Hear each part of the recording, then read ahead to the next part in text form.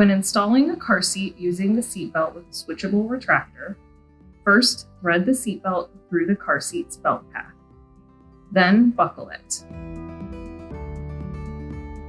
Slowly pull the lap shoulder belt all the way out, then let it back in and test it to ensure it locks.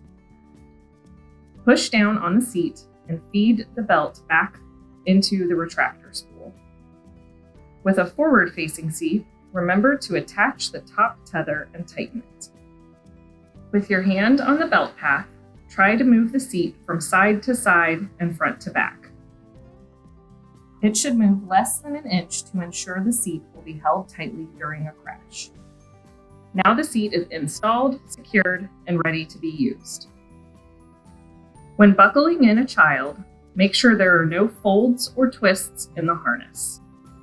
Buckle the harness and the chest clip. Tighten the harness. Put the chest clip at armpit level. Now your child is secure and ready to ride in the car.